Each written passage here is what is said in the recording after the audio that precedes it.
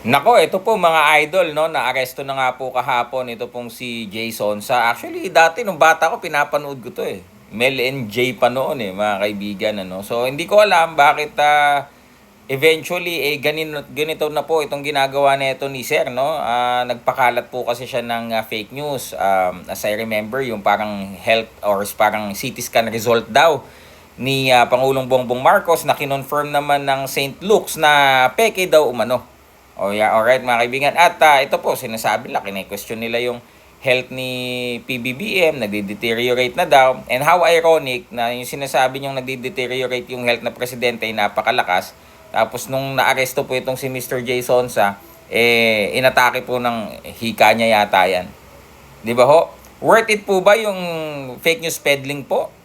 Ay ano, alam naman po natin na may kaakibat tong legal responsibilities yan. 'Di ba? Uniform pa ho kayo, pare-parehas kayo ng post ng content nung Jack Argota, nung Iloy Bugris. Very united ho ang attack ninyo. Question, kapag ho ba kayo yan ganyan na nasa kote na, sasagutin ba kayo nila? Oh. Yung nag-aabogado pa sa inyo, halos lahat ng kliyente nakakulong eh. 'Di ba ho?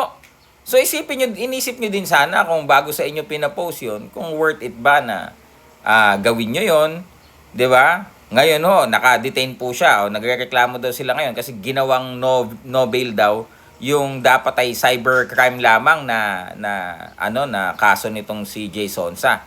Pero may mga technicalities po doon na sinabi yung NBI na yung cybercrime ay in relation lamang doon sa unang kaso na na-file sa kanya na mabigat nga ho dahil yung severity ho, yung magnitude ng kanyang pinos, yung kung ilang counts, multiple counts, mukhang ang nakasaad daw po dun sa warrant of arrest ay no bail, no. Although 'di ba, alam naman natin pagka cyber libel bailable naman. So hindi natin alam kung ano yung mga technicalities na nangyari kung ba't nagawang no bail. So ayan po ngayon, mukhang matatagalan ho sa piitan ito pong si Mr. Jason sa ito ho ay nakulong na-aresto na din to dati. So hindi natin alam bakit ho kumakagat pa din siya dun sa mga propaganda na pinapalabas. So hindi na daw fit na manilbihan pa bilang Pangulo si PBBM dahil ika dito sa mga ganitong health issues na ito. Ito, tingnan nyo, di ba?